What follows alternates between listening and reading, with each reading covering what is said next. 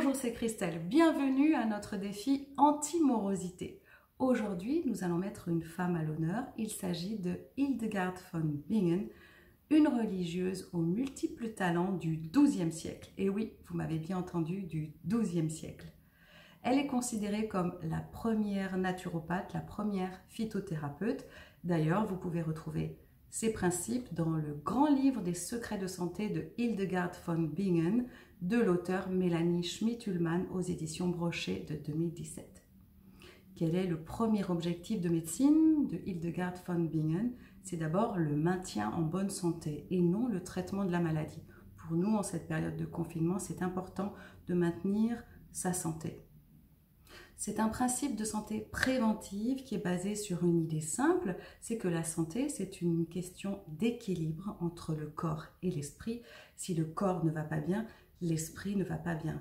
Vision très moderne quand même déjà au XIIe siècle. Hildegard von Bingen disait que pour avoir une énergie vitale, pour retrouver une sorte d'harmonie, il fallait une bonne hygiène de vie, que ça passait aussi par une bonne alimentation et aussi l'adoption d'une attitude positive. Elle prônait déjà à cette époque une alimentation à base de fruits et légumes, tout ce qui touchait le local, le biologique, le respect des saisons. Elle disait aussi que 70% de notre santé provenait de notre alimentation, de ce que nous mangions, et 30% de notre environnement et de nos émotions. À méditer. L'alimentation de Hildegard von Bingen était basée, bien sûr, à base de fruits et de légumes, mais aussi à base d'une céréale spécifique, c'est l'épeautre. C'était vraiment la star pour elle de l'alimentation. Aujourd'hui, j'avais envie de vous transmettre une recette de Hildegard von Bingen à base d'épeautre. Il s'agit de petites galettes d'épeautre aux légumes.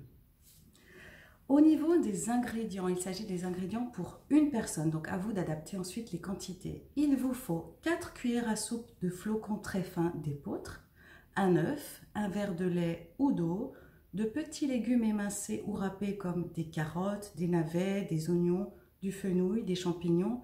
Là, vous regardez ce que vous avez de base. Il faudra un grand bol, 50 g de gruyère râpée, du sel et un peu d'huile. Passons à la recette. Dans un saladier, vous mettez des flocons très fins d'épeautre, vous ajoutez l'œuf battu, le verre d'eau ou de lait, un peu de sel et vous laissez reposer. Pendant ce temps, vous faites cuire dans une casserole avec un fond d'eau et un peu de beurre des petits légumes émincés pendant 10 minutes. Vous versez les petits légumes dans la préparation d'épeautre, vous mélangez, vous ajoutez le gruyère râpé. Ensuite, dans une poêle, vous faites chauffer un peu d'huile ou de la matière grasse.